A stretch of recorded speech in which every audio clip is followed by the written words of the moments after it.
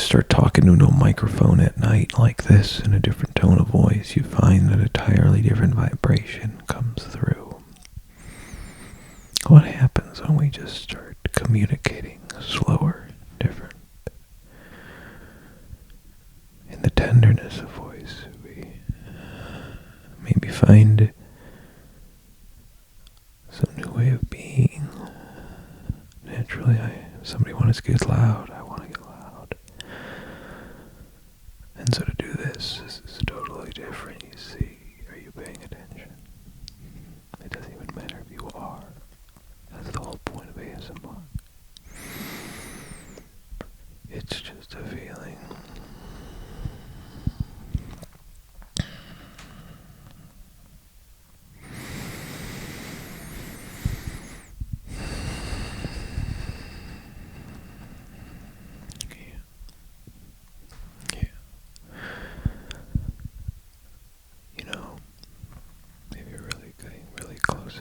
Maybe you want to start hearing something, just hearing about life or poetry or the nature of being. Those are the things that sort of float through my mind.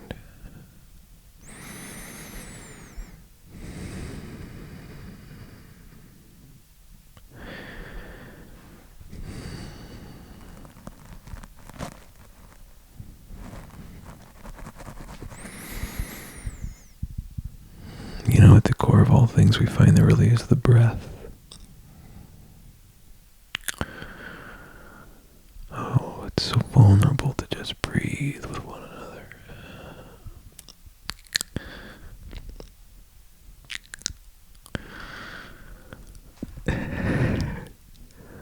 I gotta say, it's trippy doing ASMR myself. I'm not trying to do it, it just is, you see. ASMR is just a phenomenon of being.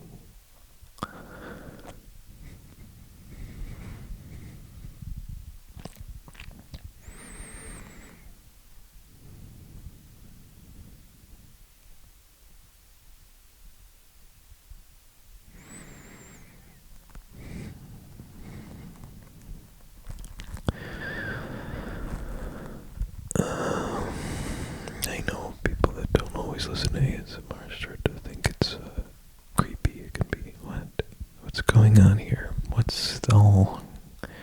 They don't get it. And why would they? It's impossible to describe. It can only be felt. I think creepy sometimes is the inverse to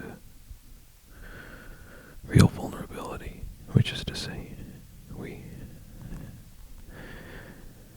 define and identify other folks as creepy because we don't want to accept that they're operating in a new or with a new mode of being. They're seeing the world in a slightly different way that we don't understand. Very foreign, creepy.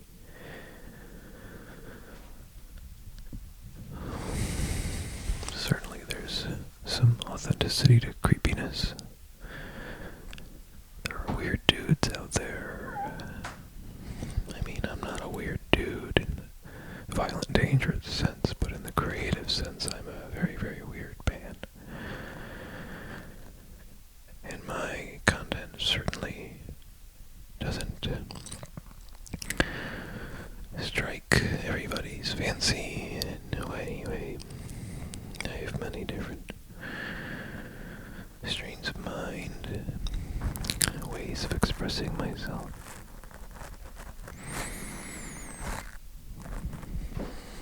I mean, rubbing a microphone on my whiskers.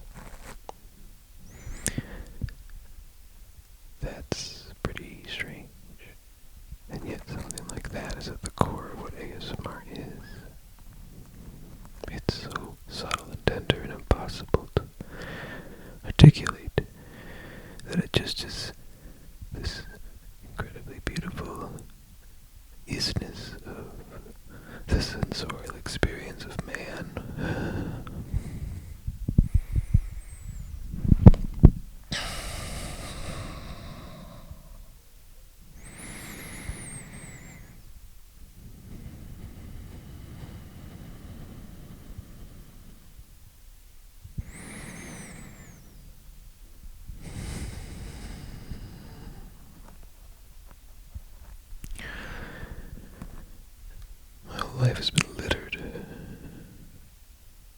most bizarre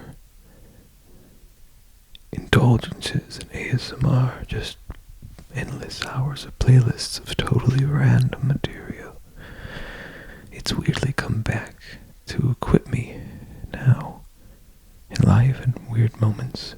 It's almost like the seeds of my interest can be traced through the array of random material I've consumed on the internet as due to this ASMR phenomenon. It's a sort of spiritual intersection of phenomenology, the digital age,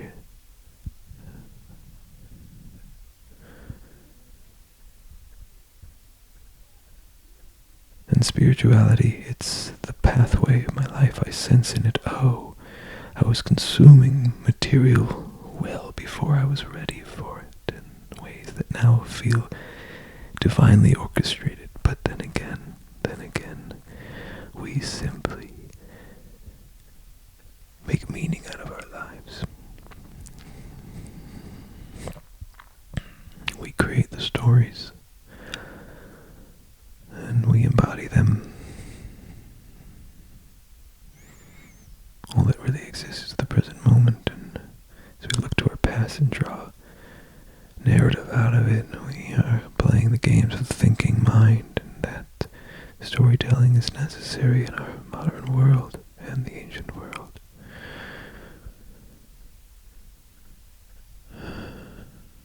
But true spiritual liberation, it seems, transcends those frameworks in which we're creating a past and we're creating a future, and we're creating ourselves as the hero of the story. Real liberation is just total surrender to the moment. In ASMR, there's something that is very much of the moment. It's so fleeting and pedestrian in its being. Yes. It's like so many of the videos are a man showing how to put shoes on, patch a hole in the wall. At least my trigger in ASMR. Each person's trigger is slightly different, and it makes it a subjective, again, phenomenological, almost spiritual experience. It's how you experience the sensorial reality before us. And a lot of people are drawn in to a very floaty space through an oral and sometimes visual phenomenon that has now been called ASMR. Oh, there's many schools of thought here. I was on ASMR well before they named it. It's been a part of my life since childhood.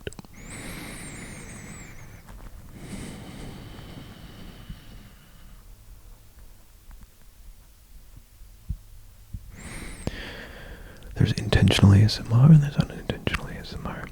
And it's very different branches of this phenomenology.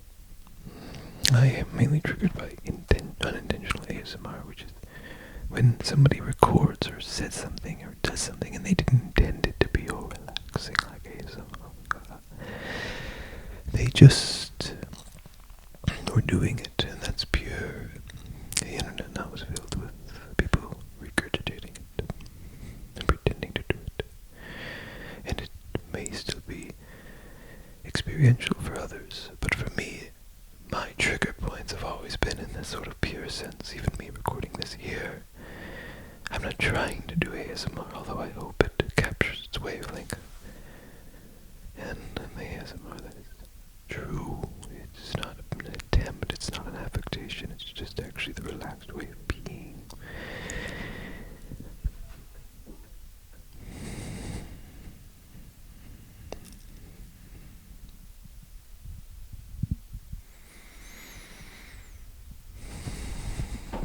There's a niche within the world of autosensory meridian response in which I operate, in which it's hyper-specific but hyper-tethered to this meeting place of the internet and our consciousness and the way our bodies work. ASMR is an embodied sensorial experience, yet it's coming from the transference of vibration through the screen.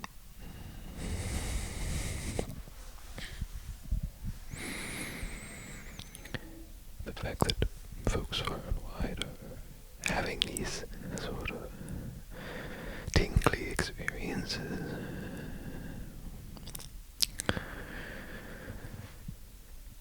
Is tantamount to a sort of collective networked.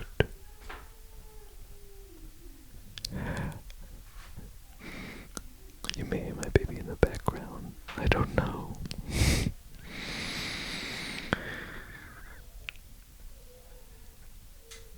A baby cry. That would not be classified traditionally as beautiful ASMR, but part of the truth of real ASMR is sort of is born out of whatever's happening. Sometimes my favorite ASMR videos, they have background ambience. That's one of the misconceptions about this phenomenon, is that it always has to be pure and bright. No.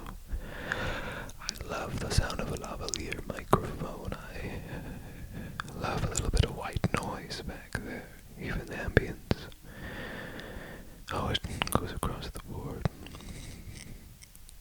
The specifics vary, but a lot of folks, all things considered, are finding this wavelength, this energy of communication, and not communication intellectually, but communication in an embodied sensorial way.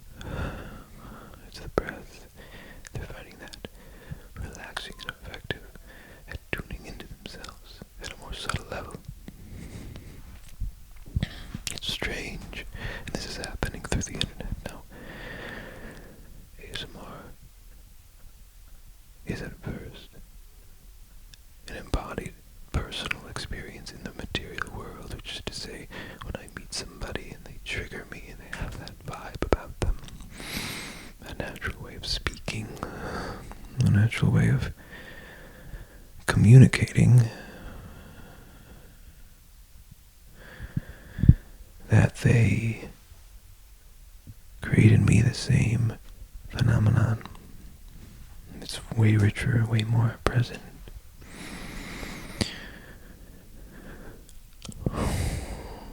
In fact, the digital version of it is sort of watered down, and yet it still captures as much of its essence.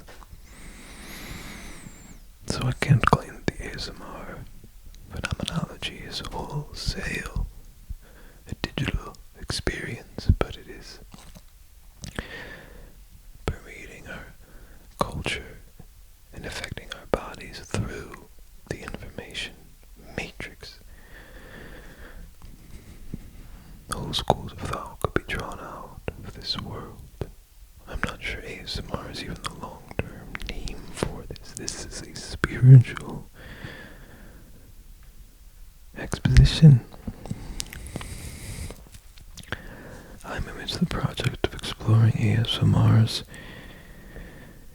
correlation with Kundalini energy, the spiritual life force that runs up and down the spine and gives rise to our entire movement through reality, insofar as Eastern traditions would define it. Kundalini and the chills, I think, the tingles that one feels in the midst of Kundalini in ASMR is closer to, I believe, the calm center of reality. That there's something in ASMR that gets at the peace. It's just pure peace. Yeah. That's why Bob Ross is the godfather of the whole thing. Because when you really just get into it, you can really feel that ASMR is just a phenomenology of peace. Of being just okay with all the things as they are, and the voice doesn't have to have any strain to it. It's all okay. And that's what ASMR is about. It's that feeling that it's all okay. It's all gonna be just fine. If you've enjoyed this and you're listening online, give this a like or a subscribe. You might find other things from me don't have this vibe whatsoever. So, preferences may vary. Thanks for listening or watching or doing whatever you're doing. Okay. That's all I need to do for now.